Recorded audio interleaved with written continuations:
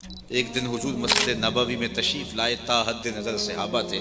तो जो ही हुजूर मुसल्ले पे आए, शाह का वक्त था, तो अदब से खड़े हो गए, बस आंखें नमनाक हो गई। और हुजूर अलैहिस्सलाम ने एक ठंडी आह भरी और रोते हुए कहा, काश आज मेरी माँ जिंदा होती। इंसान ने दुखों का दौर देखा हो, बाद में खुशहालियाँ मिल जाएं, तो इंसान आरजू करता है कि मैंने दुखों का दौर देखा और मेरे माँ बाप ने वो ज़माना देखा।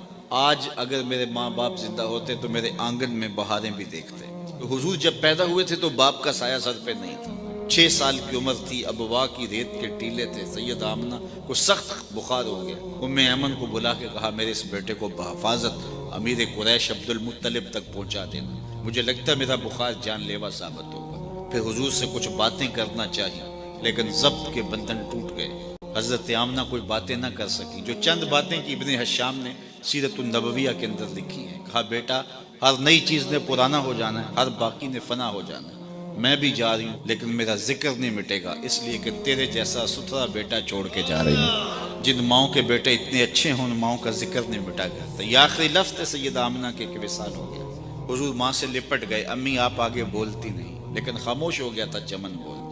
फिर माँ की वही तदफीन की और पत्थर के छोटे छोटे टुकड़े कब्र पे रखे। तुझे किन फूलों में हम कफन दें, तो जुदा ही ऐसे मौसमों में हुआ।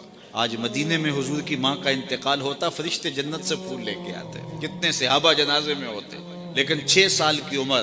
खैर हुजूर मक्के चले गए, फिर वक्त गुजरे, फिर ताइफ के बाजार भी आए, मक्की की गलियां भी आईं।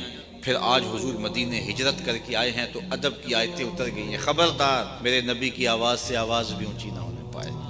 हुजूर तशरीफ लाए, सहाबा अदब से खड़े हो गए, नजर पलट के अबवा में चली गई। काश आज मेरे माँ बाप जिंदा होते, या कम अज कम मेरी माँ जिंदा होती, और मैं लोगों को नमाज इशा पढ़ा रहा होता और उसमें सूरह फातिहा की तिलावत चल रही होती। फिर मेरी माँ को मेरे साथ कोई काम याद आ जाता, दरवाजे पर आती और मीठे और मद भरे लहजे में मुझे बेटा कह के आवाज़ देती। फरमाए, लोगों में नमाज छोड़ के पहले माँ की बात सुन लेता।